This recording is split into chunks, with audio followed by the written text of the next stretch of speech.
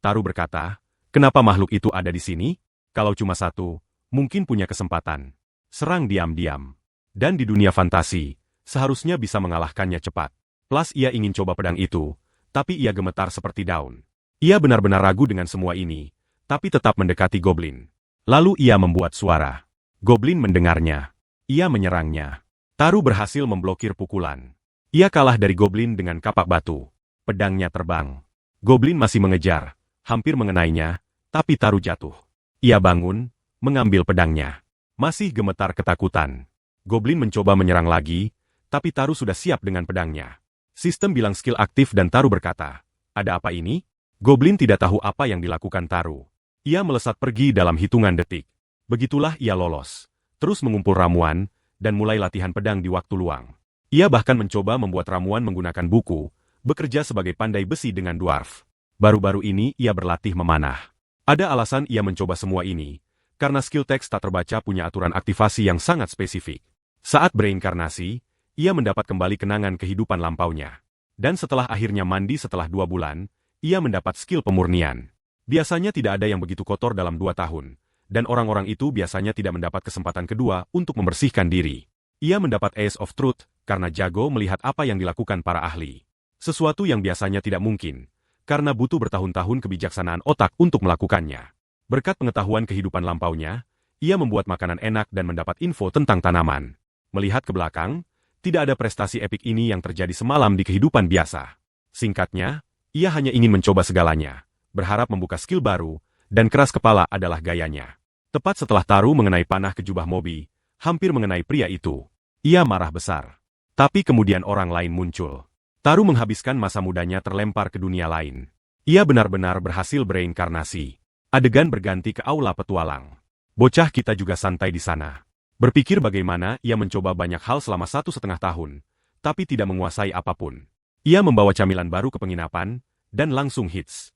Ia bahkan mengajari dwarf menempa senjata baru, katana. Setelah beberapa saat, ia berhasil memburu kelinci bertanduk 1, perburuan monster pertamanya. Tuhan tadi bilang tidak akan mudah, dan ia tepat sekali. Tapi ia mendapat sesuatu dari semua kekacauan ini, dan sadar ia bisa menangani banyak tugas seperti bos, yang langka di dunia penuh skill. Dan kalau tidak punya skill, dilihat sebagai pemula. Mencoba menguasai sesuatu tanpa bakat alami hampir mustahil. Dan ia bertanya-tanya apakah skill teks acaknya ada hubungannya dengan itu. Lalu pahlawan kita berdiri berpikir mungkin ia terlalu memikirkan ini semua. Jadi ia memutuskan pergi misi mengumpul ramuan. Ia berencana ke hutan timur laut hari itu, tapi kalau terus ke tempat yang sama, mungkin berbalik buruk, menghabiskan semua ramuan. Semakin dalam ke hutan, ramuan semakin langka, dan semakin terasa aura monster. Kebanyakan hanya goblin. Tapi di beberapa tempat, mungkin bertemu orc. Mungkin sebaiknya menyelesaikan misi hari ini cepat. Beberapa saat kemudian, ia akhirnya selesai mengumpul semua ramuan. Tetap saja bocah itu memetik beberapa tanaman lagi. Yang dipegangnya tampak cukup langka. Ia beruntung karena benar-benar menemukan tanaman keren. Saat itu ia mendengar suara. Melihat ke samping, ia bertanya-tanya apakah kelinci atau sprite. Tapi wajahnya berubah saat melihat apa itu. Itu goblin lagi. Makhluk itu memegang tikus kecil. Bocah kita hendak menarik pedang, tapi goblin melihatnya. Monster itu terus menatap protagonis. Tiba-tiba bocah itu lari.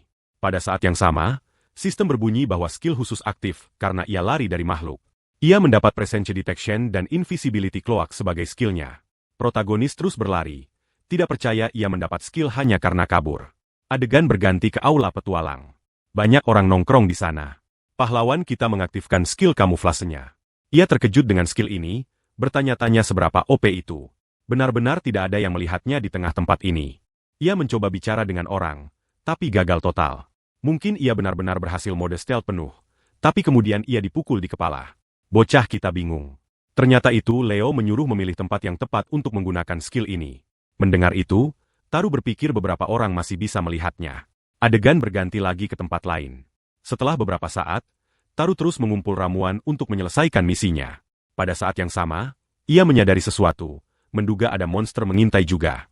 Ia bersembunyi di belakang pohon untuk mengintip, tapi kali ini hanya kelinci bertanduk. Berpikir sekalian saja kalahkan karena dagingnya enak dan kulitnya bisa dijual. Tanpa buang waktu, ia menggunakan skill kamuflase, menyelinap mendekati kelinci, mengalahkannya. Efek stealth cloak jelas punya kelebihan. Tak lama kemudian, ia mendengar suara lagi, menduga mungkin monster lain. Bocah itu mengarahkan pedang. Tapi orang lain bertanya apakah itu dia, menyuruh ke guild secepatnya. Kelompoknya sedang bertarung melawan gerombolan goblin dan butuh bantuan, karena ada sekitar 80 monster. Cepat, pahlawan kita mulai pergi, menyuruh mereka bertahan sampai bala bantuan datang. Adegan berganti lagi ke aula guild dengan Taru menjelaskan seluruh situasi. Leo berkata, itu pasti hutan utara. Kumpulkan tim. Kita berangkat secepatnya. Satu kelompok sudah bertarung dengan goblin untuk menjaga keselamatan, jadi meninggalkan rekan guild bukan pilihan. Ia berkata, waktunya berkumpul, para petualang. Tunjukkan persatuan kita. Mereka dibagi menjadi 3 skuad, merah, biru, dan hijau. Taru mendapat tugas menyebarkan berita ke semua orang. Skuad merah bertugas penyelamatan, skuad hijau patroli goblin, dan Taru jadi utusan utama. Semua harus bekerja sama seperti profesional, dan tidak ada yang di bawah pengawasan mereka. Maju cepat dan kita di hutan. Seorang pria stres karena panah habis. Tapi temannya bilang, tenang, bala bantuan datang. Dan boom, bala bantuan tiba. Orang lain berkata, yo, suruh skuad biru buka jalur kabur. Lalu pahlawan kita menyerahkan beberapa ramuan, berkata, ambil ini. Percayalah. Pria itu terkejut, bertanya apakah mahal, tapi Taru bilang, tidak, aku buat sendiri. Plus ia pergi update skuad biru segera. Akhirnya bocah itu bergegas ke tim berikutnya, bertanya apakah bisa amankan jalur kabur, dan pria bertudung bilang, skuad hijau mengalihkan musuh akan sangat membantu. Pria kita pada dasarnya jadi hotline info, tapi situasi tampak suram. Terlalu banyak goblin dan butuh lebih banyak bantuan. Semua skuad terpojok oleh goblin, benar-benar butuh bantuan. Leo bilang, mengerti. Aku update guild. Kau tenang saja. Kita tangani. Mobes juga di tengah-tengahnya. Menyerbu langsung ke kekacauan, menghadapi pasukan goblin. Dengan satu ayunan epik, Leo menghabisi banyak dari mereka. Lalu goblin licik mencoba menyergap. Tapi rekan punya punggungnya. Leo berkata, terima kasih, bro. Dan terus maju. Mob mengamati aksi itu, menyerbu goblin sendiri. Pahlawan kita terpukau dengan skill semua orang. Tapi tidak ada waktu untuk melongo. Ia harus kembali ke guild. Adegan berikutnya, ia akhirnya sampai kembali. Para petualang ramai bertanya detailnya. Taru bilang, ketua guild sedang menanganinya. Kita aman. Tapi kemudian pria kita jatuh seperti karung kentang. Kemudian ia bangun merasa lega semua orang baik-baik saja. Seorang pria bilang, ramuan itu sangat membantu. Kami bertarung tanpa takut. Dan Taru hanya senang semua aman. Pada akhirnya, ia melakukan bagiannya. Tapi ia sedih karena kurang skill tempur. Ia merasa lebih seperti orang pedang daripada apapun. Tapi itu tidak cukup. Dan ia ingin menguji skillnya melawan goblin. Tapi mereka datang bergerombol, jadi solo berisiko. Bergabung tim akan jadi pilihan. Tapi tidak ada yang mau satu tim dengannya. Jadi ia pikir besok kembali latihan. Adegan berganti, lokasi baru. Seorang wanita muncul di aula petualang. Beberapa hari berlalu sejak pertempuran goblin. Taru sedang misi baru. Marco bilang, terima kasih atas kerja kerasnya. Aku yang urus dokumen. Taru bingung, bertanya di mana Nai. Aneh ia tidak di guild. Marco bilang orang tuanya tiba-tiba muncul untuk rapat. Kedengarannya serius karena petualang sedang mencari Nai. Lalu pria lain bilang, benarkah? Memanggil petualang, mereka membocorkan tentang proposal pernikahan untuk Nai. Semua terkejut. Petualang lain bertanya pada Taru apakah tahu, dan ia bilang, tidak. Membuat mereka kecewa karena Nai tampak menyukainya. Lalu seseorang menepuk bahu Taru, menyuruhnya ikuti Nai dan laporkan kembali. Tapi Taru bilang, tidak bisa. Aku terikat misi. Marco bilang, kau belum terima, jadi boleh pergi. Membuat Taru kesal, berpikir sebaiknya ia lakukan tugasnya diam-diam. Seperti ninja dalam misi stealth tanpa pilihan lain, ia harus setuju misi ini, meski menyebalkan. Tapi kalau ada yang salah, ia yang tanggung. Jadi meski para petualang bilang mereka menunggu laporannya, ia tidak percaya. Adegan berganti dan pahlawan kita mengamati kereta. Berpikir Nai pasti ada di dekatnya. Lalu boom, ia menemukan sesuatu. Nai sedang santai di samping seorang pria. Ternyata otak Taru berpikir, oh tidak, ini pasti kandidat pernikahan yang dirumorkan. Pria itu tampak cukup tajam. Yang berarti kabar buruk untuk kru guild. Tetap saja, ia harus mengamati dulu untuk yakin. Waktu berlalu dan Taru masih menguntit keduanya. Berpikir ia sudah memecahkan kasus karena jarak di antara mereka mencurigakan. Lalu seorang pria tua muncul bertanya apakah Taru baik-baik saja setelah jatuh.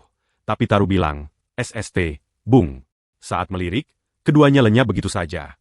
Berpikir ia harus mengungkap apa yang sebenarnya terjadi di antara mereka. Adegan berikutnya, pria itu menyatakan ingin menghabiskan selamanya dengan Nai, bertanya apakah boleh memasang cincin. Tapi ya, itu hanya imajinasi liar Taru, bilang Nai pasti tidak boleh menikah, bertanya-tanya bagaimana ia akan membocorkan ini ke guild. Tepat saat itu seseorang mendekatinya. Itu Nai bertanya kenapa ia mengintai tanpa buang waktu. Ia bilang, siapa pria itu? Ia bilang pria itu butuh info, jadi ia bantu. Plus orang tuanya ada di sana bertanya, apakah ingin ikut makan. Adegan berganti ke restoran. Taru ada di sana dengan Nai dan keluarganya. Ia bilang, jadi, perjodohan ini beneran? Lalu kilas balik dengan ibu Nai. Muncul di guild. Nai terkejut dengan kunjungan tak terduga. Saat mereka mengobrol, seorang pria menguping, mencoba paham apa yang terjadi. Ibunya bilang kalau masih lajang, sebaiknya pikirkan perjodohan. Adegan kembali ke sekarang dengan Nai bilang itu hanya lelucon ibunya. Mendengar itu, ayahnya bilang, kalau kau begitu khawatir, mungkin kau yang menikahinya nanti saat dewasa. Sementara itu Taru berpikir mereka keluarga yang erat, bertanya-tanya apakah orang tua kehidupan lampaunya baik-baik saja. Mereka mungkin terkejut dengan kematian misteriusnya, terutama setelah masuk universitas top. Singkatnya, ia hanya jadi beban bagi mereka. Tak lama kemudian, Nai memeriksa apakah ia baik-baik saja, dan ia bilang, ya, aku baik. Jadi ia bertekad menghancurkan dunia ini untuk membuat orang tuanya bangga. Sehari berlalu setelah semua kekacauan itu. Pahlawan kita santai di guild. Ia berdiri membeku seperti patung. Para petualang berkeringat dingin, semua berlutut di depannya. Di sudut, ketua guild juga ada. Pria itu sangat gelisah. Lalu Taru bilang, aku punya misi, jadi akhiri obrolan ini. Tapi Leo bilang, kami juga korban. Boleh marah. Menggunakan anak untuk mengintip kehidupan karyawan guild itu rendah. Tapi gadis itu bilang, tidak apa-apa. Maafkan mereka. Mendengar itu, orang-orang guild terkejut karena ia malaikat sejati. Tak lama kemudian ketua guild tersenyum, bilang mereka beruntung karena akan melakukan misi sukarela sebulan. Misi sukarela, singkatnya, sangat membosankan, juga sulit dan berantakan sekali. Bayarannya tidak bagus, dan batch ini bahkan lebih berat. Yang berikutnya ke gunung, dan misi memperbaiki tembok kota. Artinya mengangkut batu, memindahkannya, dan menumpuknya. Semua kerja keras, dan dengan bayaran rendah, ini salah satu pekerjaan paling tidak populer.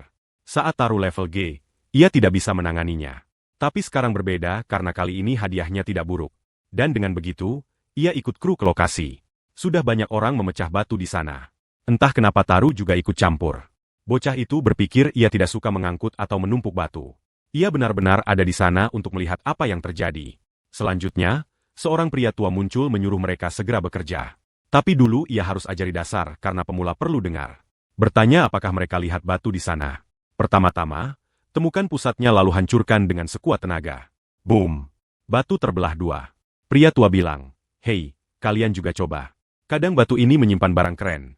Jadi kalau menemukan apapun, beritahu dia. Kalau dapat yang epik, ia juga dapat hadiah. Dan Taru berpikir ia harus mencobanya. Taru mulai menggunakan kekuatan penglihatan kebenarannya pada batu-batu di sekitar. Yang ia lihat hanyalah batu bara. Tapi kemudian mata bocah itu membelalak saat melirik ke samping. Sesuatu yang berkilau menarik perhatiannya. Ia berkata, apa itu? Pria tua muncul lagi. Bilang, tumpukan itu cuma sampah tambang. Tidak penting. Tapi pahlawan kita menjawab, tidak, aku mau periksa ini. Dan ia memecah batu itu. Boom! Batu itu mulai bercahaya. Pria tua hanya menatap dengan mulut ternganga. Sang pahlawan baru saja menemukan biji mitril, membuat pria botak itu benar-benar terkejut. Ia berteriak menyuruh semua berhenti karena, hei, mereka baru saja menemukan mitril. Dengan begitu, Taru membuka skill baru bernama Precision. Hari-hari berlalu dan bocah itu masih mencoba memahami Precision ini. Mungkin berhubungan dengan akurasi. Jadi ia mulai berlatih dengan busur dan panah. Berpikir skill ini akan sangat berguna. Adegan berganti dan seorang pria bilang 100 koin emas untuk mitril itu. Apa yang akan kau lakukan dengan uang sebanyak itu? Taru berpikir ia berhutang nyawa pada orang-orang guild. Jadi makanan dan minuman hari ini tanggungannya. Dan boom, pesta dimulai. Selanjutnya, ia melirik Nai bertanya apakah ia punya ide untuk sisa uangnya. Nai menyarankan menyumbang sebagian ke panti asuhan, membuatnya terkejut dengan idenya. Adegan berganti dan kota ramai karena seorang anak menemukan mitril entah dari mana. Sementara itu beberapa petualang guild mengobrol. Seorang pria berambut coklat bilang, dengar Taru mengalahkan beberapa bandit. Benar? Tapi Taru menjawab, tidak, itu cuma gosip. Bertanya-tanya bagaimana menangani rumor ini. Lalu pria itu bilang, tenang, aku sudah matikan rumor itu untukmu. Mendengar itu, Taru menangis, berterima kasih pada semua yang mendukungnya. Berpikir ia bersyukur, tapi harus meredam rumor ini. Kemudian, Taru berjalan-jalan di kota dengan skill invisibility-nya, mendengar sesuatu dan bertanya-tanya apa itu. Ternyata itu pertunjukan teater dengan aktor yang menuntut uang. Taru berpikir kota ini agak membosankan. Ia mendengar namanya dan langsung waspada. Ia berlari untuk melihat. Di sisi lain, pertunjukan sedang berlangsung tentang seorang anak mengalahkan goblin dan mendapat batu mithril. Bertanya apa yang dilakukan dengan uang itu, berencana menyumbang ke panti asuhan. Taru menonton, terkejut, sadar itu tentang dirinya. Pertunjukan boneka sekarang tentang legenda lokal. Dulu itu ritual, tapi sekarang hanya untuk hiburan. Rumor tentang Taru jadi hiburan kota, dan seperti kata pepatah, rumor menyebar seperti api. Sadar ini hanya akan memicu gosip lebih lanjut.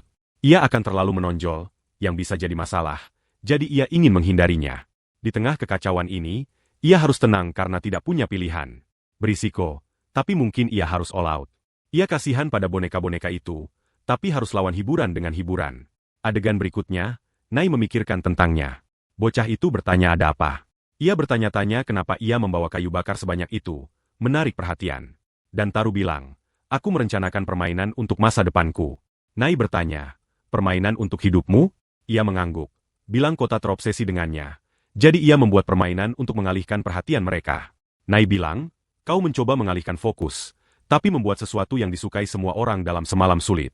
Tapi bocah itu bilang, tenang, aku punya rencana. Bukan hal curang, jadi jangan khawatir.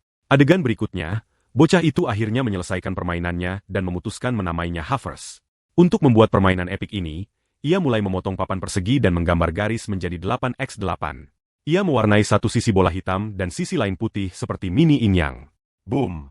Permainan selesai. Nai penasaran bertanya cara mainnya. Dalam permainan ini, kau membalik potongan lawan dengan mengelilinginya dengan potonganmu. Siapapun yang punya paling banyak batu menang. Saat meletakkan batu, kau harus meletakkannya di tempat yang bisa menjebak warna lawan dan membalik semua batu yang dikelilingi secara horizontal, vertikal, atau bahkan diagonal ala ninja. Begitu kau rebut sudut, kau praktis menguasai permainan. Gadis yang antusias itu excited untuk mencobanya dan Taru bilang, ayo mulai. Dan begitu saja, pertarungan epik pertama dimulai. Nai bersemangat, bilang ia sama sekali tidak akan kalah. Ia membuat langkahnya. Waktu berlalu dan hitam menang 4 kali sementara putih hanya 1. Pertarungan berlanjut dengan hitam mengumpul 23 kemenangan dan putih 18. Protagonis bilang, hei, aku tidak buruk-buruk amat di sini. Akhirnya pertarungan selesai dengan hitam menang dengan 40 potong. Nai senang karena akhirnya mendapat kemenangan, dan terkejut ia mengalahkan pencipta permainan. Protagonis bilang rematch. Ia tidak akan kalah lagi. Nai yang bersemangat bilang ia masih belum paham kekuatannya. Sementara itu Taru siap serius. Ia membuat langkahnya. Waktu berlalu lagi. Nai bilang itu ketat dan untuk permainan sederhana. Ini sangat seru. Berganti topik, ia bertanya-tanya apakah ia mengalah di permainan pertama. Protagonis mencoba menghindar, tapi ia tidak percaya. Tetap saja permainan ini luar biasa, dan ia yakin semua orang akan menyukainya. Taru merasa senang mendengar itu, tapi ada pertanyaan besar siapa yang akan diklaim sebagai pencipta dan mendaftarkannya ke guild komersial. Sampai sekarang, resep kehidupan lampaunya hanya makanan, jadi tidak perlu pendaftaran. Beberapa mencoba meniru, tapi tidak ada yang mengalahkan aslinya di restoran guild. Berkat reputasi guild yang solid, tidak ada yang meniru secara terbuka. Tapi dengan permainan ini permainan berbeda. Melihat situasi, Nai bertanya rencana pahlawan kita. Ia memikirkan menggunakan nama guild, tapi kalau mendaftar, butuh nama pencipta. Bisa pakai Leo, tapi ia terlalu terkenal, jadi akan sangat mencurigakan. Jujur, seseorang yang bisa dipercaya dengan dukungan kuat ideal. Bertanya apakah gadis itu tahu seseorang seperti itu. Ia berpikir. Lalu ia mendapat ide, bilang ada seseorang dan ia cukup dekat dengannya. Protagonis terkejut, tapi kemudian paham. Adegan berganti. Bocah itu memanggil Mob. Ia orang baik yang menyumbang ke panti asuhan dan petualang top di guild. Nai bilang Mob akan terus menyumbang sebagian penghasilannya ke panti asuhan. Dan sebagai bagian dari krunya, ia siap untuk misi jangka panjang. Jadi Mob cocok sempurna untuk tugas ini. Itulah kenapa ia mendapat dukungan. Adegan berganti ke ruang ketua guild. Mob bilang panti asuhan bisa mendapat manfaat dari penghasilan ekstra. Plus ia ingin naik level dengan timnya. Bertanya apakah Taru yakin karena mungkin keren sekarang. Tapi kalau papan meledak populer, protagonis tenang. Ia akan mendapat potongan keuntungan dan menghindari drama, yang sangat nyaman. Mob bilang kedengarannya win-win. Berganti topik, bocah itu bertanya apakah mereka siap. Mob bilang, tentu saja. Mereka akhirnya menyegel kesepakatan. Adegan berganti ke Taru memeriksa papan-papannya. Bilang untuk masa, papan sederhana cukup. Untuk kolektor dan bangsawan, harus ada yang ekstra. Membuat edisi terbatas dengan papan mewah dan kaki, Plus set shogi. Tampaknya skill precisionnya diremehkan dan akan sangat berguna. Sangat presisi, membuat pengukuran mudah. Juga meningkatkan motorik seperti pro. Dengan itu, ia bisa naik level jadi tukang kayu master. Setelah beberapa saat, bocah itu akhirnya menyelesaikan bangunan epiknya. Taru benar-benar all out di ini. Nai memeriksa masterpiece itu terkejut, menyebutnya karya seni sungguhan. Taru hanya mengangguk dan bilang, "Terima kasih." Tapi ia masih agak khawatir tentang sesuatu. Barang bagus tidak menjual sendiri. Harus dipromosikan. Tak lama kemudian, ia melihat beberapa petualang, berpikir saatnya, dan ia mengandalkan mereka. Misi super unik dan spesial. Lalu pria bertanduk kepala bertanya apa permainan itu, karena sangat keren. Permainan baru, tidak seperti yang pernah dimainkan sebelumnya. Pria lain muncul bertanya apakah boleh mencoba, dan pria itu bilang, "Boleh, tapi hati-hati, gadis itu ganas." Kedua duduk untuk memulai pertandingan. Beberapa petualang lain juga mengintip papan, mulai benar-benar meningkatkan hype permainan. Melihat adegan itu, Taru berpikir harus jaga momentum ini.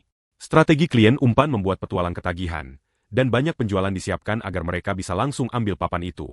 Dengan begitu, dalam beberapa jam, toko penuh dengan orang berbaris untuk main permainan ini. Antrean bahkan memanjang keluar. Mengikuti saran Leo untuk hindari keluhan dari tuan tanah, sesuatu harus dilakukan untuk promosi permainan secara diam-diam. Edisi terbatas sudah dikirim sebagai hadiah. Ia juga memberi hak distribusi ke pedagang yang berurusan dengan guild petualang. Plus kota Skite agak membosankan. Jadi permainan cepat menarik perhatian anak-anak. Pada saat yang sama, bocah itu sadar sesuatu. Melihat kekacauan, ia bertanya-tanya apa yang terjadi. Ia cenderung langsung terjun ke kegilaan. Dua orang sedang main semacam permainan, terutama yang milik pria utama. Semua antusias untuk pertarungan antara dua tuan, dan Taru berpikir sinyalnya lebih baik dari yang ia kira, dan operasi papan jadi kemenangan besar. Adegan berganti dengan seseorang bilang pada mob bahwa papan terjual gila-gilaan, dan yang murah maupun mahal laris manis. Bocah itu bilang, "Bagus sekali, tapi ia serahkan urusan bisnis ke guild, jadi mereka harus bicara dengan mereka." Pria itu bilang mengerti dan kemudian pergi dengan senang. Mob bertanya apakah Taru dengar semua ini. Ia menjawab sudah bicara soal meningkatkan produksi dengan ketua guild. Mob bilang mengerti. Dengan segala berjalan baik, ia mungkin bisa bersaing di kota besar dengan krunya, dan karena itu ia berhutang satu. Saat pergi, keduanya berpamitan. 15 hari berlalu dan Silver Sword Squad menghancurkan semua misi peringkat tinggi di C dan naik ke peringkat B. Adegan berganti ke Taru santai dengan Leo. Pria itu mengawasi pahlawan kita. Pria utama tampak stres tentang sesuatu. Pria itu tidak berhenti menatapnya keras. Di tengah itu semua, Taru berpikir ia tampak sangat kesal. Tak lama kemudian, pria gila itu memukul meja. Taru benar-benar bingung apa yang terjadi. Leo bilang bagus petualang dari tempat lain datang, tapi perilaku mereka buruk. Mereka membuat drama dengan warga lokal, yang merusak reputasi guild, dan petualang utama mereka peringkat C singkatnya. Dibanding squad mob, mereka punya banyak yang harus ditingkatkan. Keamanan internal semakin buruk, dan mereka minta lebih banyak pasukan dari tuan feodal, tapi masih tidak cukup. Sebaliknya, mereka dikirim tangani bandit dan jaga kejahatan. Sementara itu Taru berpikir keluhan Leo tidak ada habisnya. Pria itu sangat kecewa. Lalu Leo bilang komisi dari permainan yang dibuat Terra yang menjaga mereka bertahan, tapi tetap ada kendala. Ada pesanan besar dari ibu kota, menurut pedagang, dan mereka juga ingin 10 papan edisi terbatasnya. Taru terkejut, bilang tidak heran karena ibu kota level lain. Leo menambahkan selain itu, mereka ingin ia ikut karavan pedagang, membuat bocah itu semakin terkejut dengan yang didengar. Ketua guild bilang mereka ingin ia tinggal di sana sebulan sebagai instruktur permainan, tapi Taru bilang aturannya sangat mudah, dan sebagai anak ia tidak bisa. Namun Leo bilang kalau mereka bersikeras, tidak ada jalan keluar, karena ia mungkin tidak suka menonjol, tapi tidak ada yang kenal dia di ibu kota. Plus tidak buruk cek ibu kota selagi muda. Dengan begitu, bocah itu tampaknya tidak punya banyak pilihan. Berganti topik, Leo bilang ia dipromosikan ke peringkat E mulai hari itu. Lalu ia berdiri bilang ia perlu naik level untuk keseimbangan guild. Serius. Dan jujur, ini kemenangan besar bagi bocah itu. Melihat adegan itu, Taru tidak yakin harus senang atau apa. Saat pergi, Leo bilang, "Aku serahkan sisanya padamu sampai hari besar." Adegan berganti. Boom. Pahlawan kita masih pada green mengumpul ramuan. Tidak lupa pekerjaan membosankan menyiapkan semua papan itu. Akhirnya malam tiba. Adegan berganti ke aula petualang. Beberapa orang masih main keras. Di abad pertengahan, ini ternyata seru. Taru masih bekerja di dalam aula.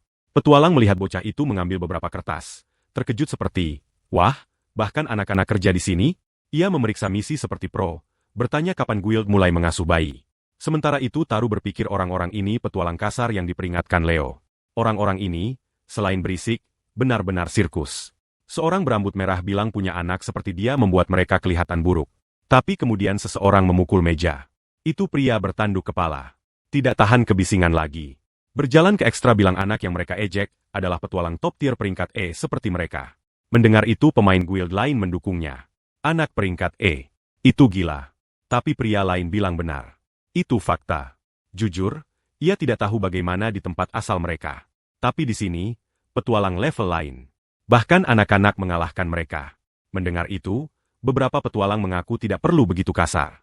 Sementara itu dua petualang lain hanya menonton kekacauan. Mereka pergi, minta maaf atas drama. Adegan berganti. Taru berpikir Leo dan instruktur DOS peringkat A. Lalu seseorang memanggilnya. Sekelompok petualang memeriksa apakah ia baik-baik saja. Bilang jangan khawatir. Ia legenda. Taru berterima kasih. Bilang itu tidak mengganggunya. Petualang lega. Taru all about ikatan ini. Bersyukur pada skuadnya. Sehari berlalu setelah kekacauan. Adegan kembali ke guild petualang. Taru memeriksa misi di papan. Guild ramai seperti biasa. Nai membagikan misi ke orang-orang. Melihat ke sana, gadis itu bingung tentang sesuatu. Sementara itu seorang pria mendekati papan petualang. Protagonis diam saja. Pria itu menyelinap bertanya apa yang ia lakukan. Ternyata ia kabur dari rumah. Tanpa kabar.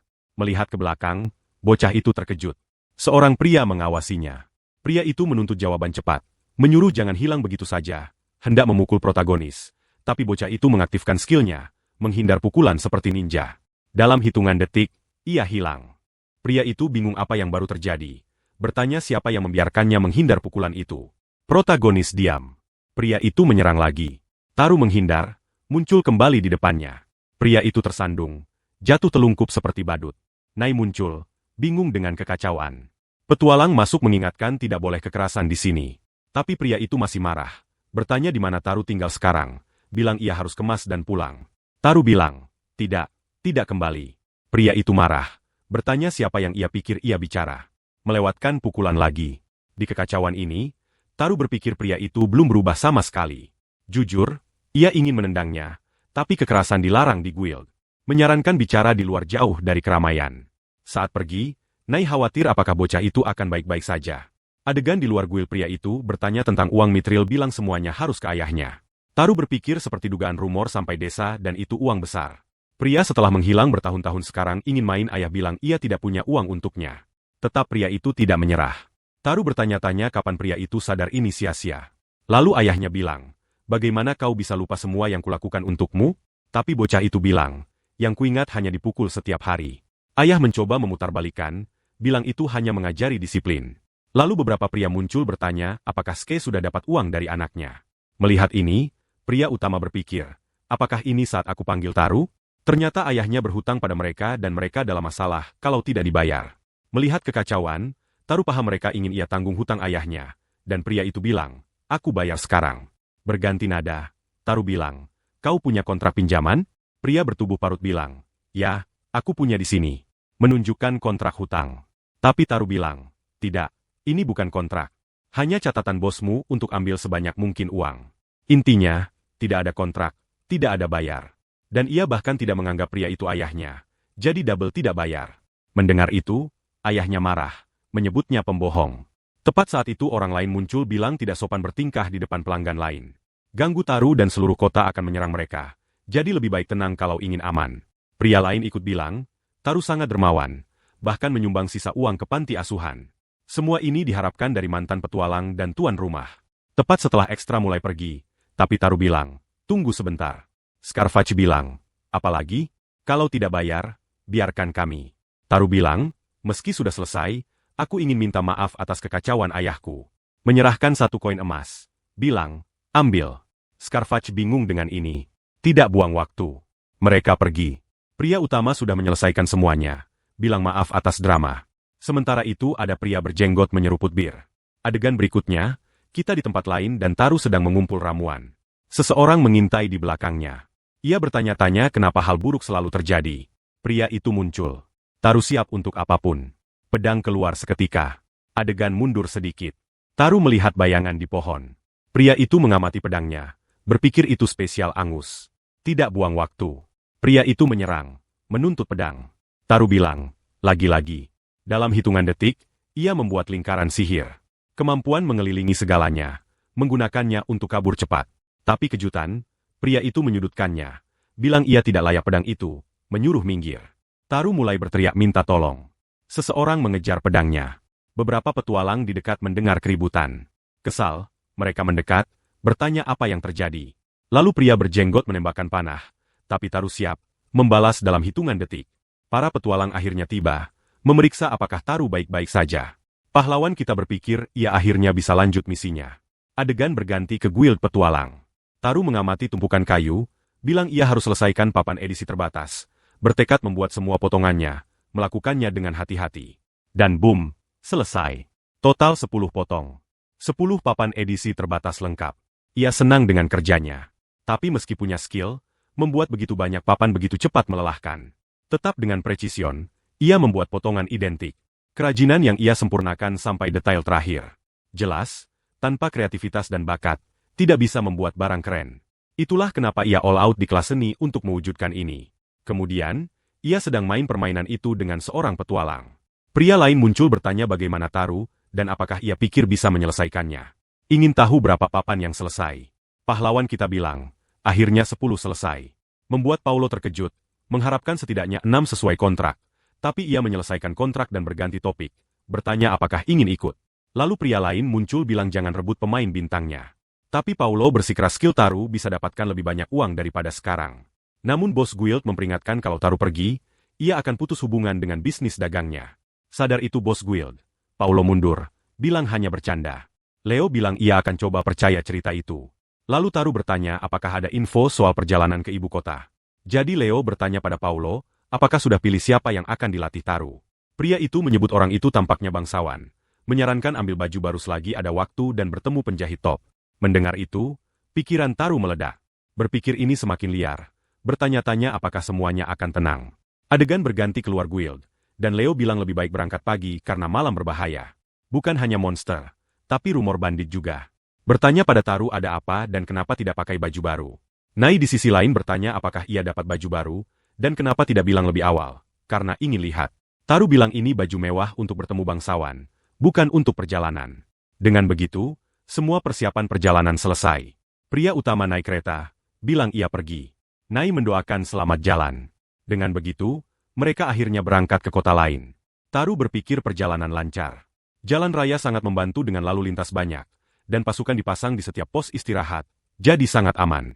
Singkatnya, plot fantasi biasa di mana karavan pedagang diserang di tengah jalan berputar di kepalanya, tapi tampaknya kekhawatiran sia-sia. Ada juga fakta ada petualang peringkat C di sisinya.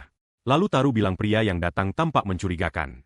Intinya, ia tampak sedang mengukur mereka. Gadis itu menduga mungkin mata-mata bandit dengan skill evaluasi. Dengan begitu, mereka tidak boleh lengah. Beberapa saat kemudian, adegan berganti ke area istirahat. Saat itu mereka mendengar suara. Taru bertanya apa yang terjadi, dan gadis itu bilang ia punya firasat buruk. Menduga bandit beralih target ke karavan di belakang. Menurut prajurit yang memeriksa tempat kejadian, bandit lenyap dan kereta benar-benar dihabisi. Dengan begitu, harapan keamanan kereta sia-sia. Singkatnya, realitas ganas sekali. Beberapa saat kemudian, adegan berganti ke kereta. Seorang petani mengintip lalu lintas itu. Lalu gadis itu memanggil pria utama. Bilang, ibu kota sudah terlihat. Bocah penasaran mengintip keluar. Bilang panjang tembok kota luar biasa. Dan pria lain bilang saat lebih dekat, tingginya juga akan membuat kagum. Dengan begitu, mereka akhirnya tiba di tujuan. Memeriksa, Taru bilang ia deg-degan, menuju gerbang raksasa itu. Gadis berambut merah bilang mulutnya ternganga. Gerbang akhirnya terbuka, memperlihatkan kota raksasa. Semua terus melongo ke ibu kota. Taru berpikir rasanya seperti dunia lain dengan ras yang belum pernah dilihat. Tak lama kemudian, seorang pria bilang mereka langsung ke markas pedagang. Menyuruh ikut. Dan Taru berpikir benar, karena ia benar-benar lupa. Dengan begitu, waktu berlalu lagi. Pria bertopi bilang ia akan update guild petualang tentang misi dan bandit kalau ada apa-apa. Pedagang menjawab, keren. Menyuruh mereka bertemu di sana pagi hari 5 hari kemudian. Berganti topik, pria itu bertanya apa yang dilakukan keduanya. Gadis menjawab ia penjaga Taru untuk sementara, jadi ia akan tetap di sini. Dari kejauhan, Taru berkata 5 pemanah itu tampak betah di ibu kota. Mereka sering lakukan misi semacam ini, jadi tidak masalah. Pengawal bilang ini baru permulaan. Lagi pula tempat ini luas sekali, Kalau tersesat gunakan menara istana kekaisaran sebagai tanda. Dulu ia pernah tersesat setengah hari mencari markas guild petualang, sebelum melihat menara terberkati itu. Mendengar itu, Taru bertanya-tanya apakah ia serius atau bercanda. Adegan berikutnya memotong ke sebuah bangunan. Taru memeriksa tempat itu, benar-benar terkejut. Berpikir ini pertama kalinya punya penginapan semewah ini dengan tubuh barunya. Ia berkata, apakah semua hotel di dunia ini semewah ini? Tapi pengawal menjawab, tidak, ini khusus untukmu. Tempatku biasa cuma 1/5 harganya. Membuat rahang Taru ternganga. Berganti nada, ia bilang Taru akan jadi tutor permainan anak-anak bangsawan. Kalau tidak diberi penginapan layak, reputasi mereka rusak. Taru bertanya, mirip ya? Gadis menjawab, mungkin. Taru mulai gelisah, tapi Mina bilang, tenang, kau tidak akan bertahan sebulan kalau selalu tegang. Taru bilang, kalau cuma sebulan, aku bisa kembali bersama kalian dalam 5 hari. Gadis setuju, menyuruhnya mandi dan tidur saja. Kemudian pria itu benar-benar melakukannya. Keesokan harinya, Taru bangun bertanya apakah gadis itu bukan morning person. Mereka bersiap sarapan, tapi makanannya mengecewakan. Taru berpikir ia sudah terlalu terbiasa dengan masakan enak yang ia buat sendiri. Ia merindukan makanan lebih baik. Mina bilang, jangan bicara terus. Kau bikin aku kangen barang bagus. Adegan berganti dan sekarang mereka di tempat lain.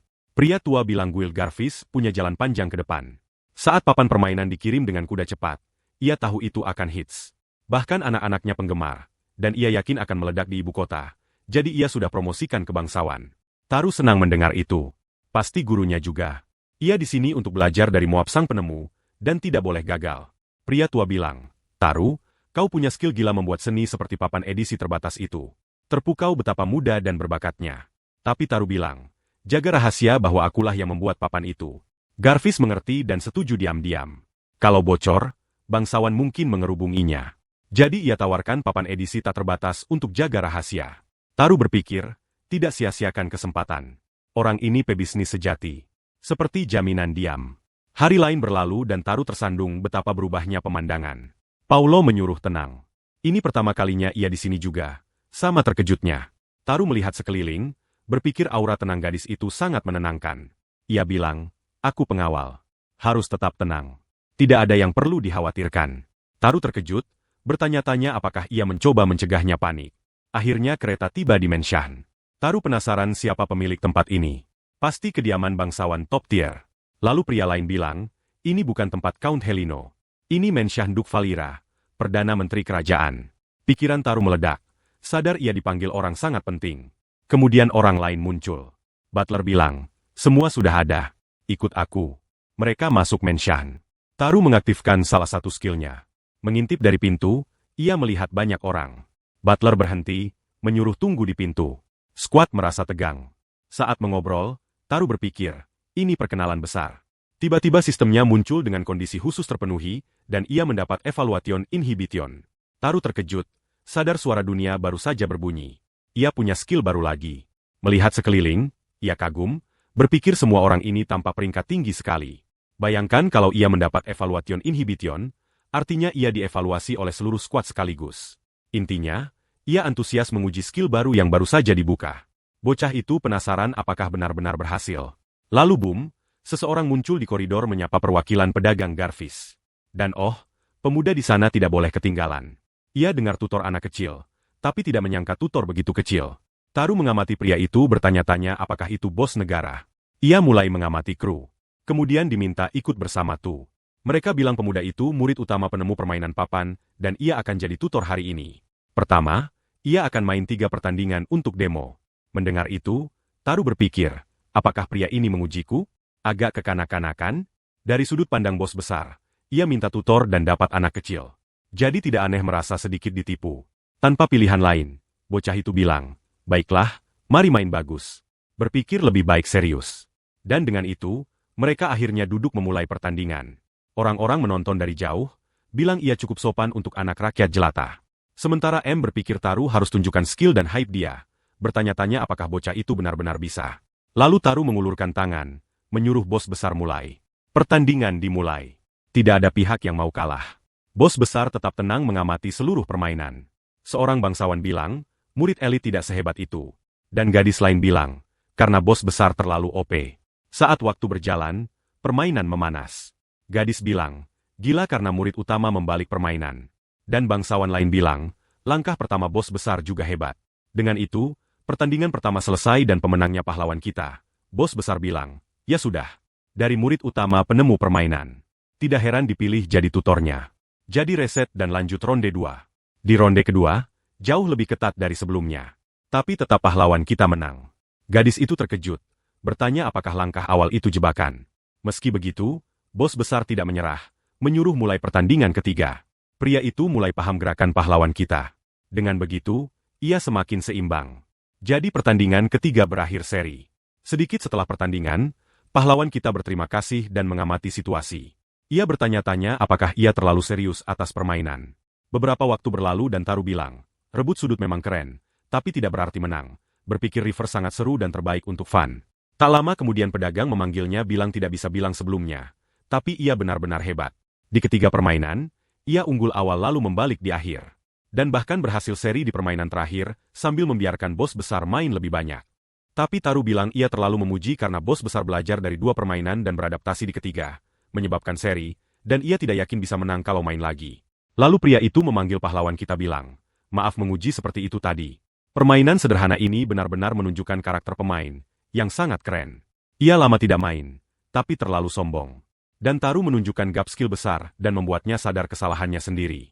Tapi Taru bilang ia benar-benar kuat. Terutama di permainan ketiga ketangguhan dan adaptasinya benar-benar mengesankan dan ia tidak yakin bisa menang lagi. Mendengar itu, bos besar senang, berterima kasih atas kata-katanya. Berganti topik, ia bilang alasan memanggilnya ke sini bukan Chountano ada sesuatu. Singkatnya, untuk memeriksanya untuk orang lain. Dan Taru bertanya-tanya apakah bicara tentang yang ia rasakan saat evaluasi dimulai. Bos besar bilang ia punya skill evaluasi klasifikasi. Ia percaya penilaiannya pada orang. Tapi tampaknya anak ini punya semacam imunitas terhadap semua ini. Dengan begitu, ia sempat melihat sekilas skillnya, tapi kemudian lenyap. Saat berikutnya tampak normal.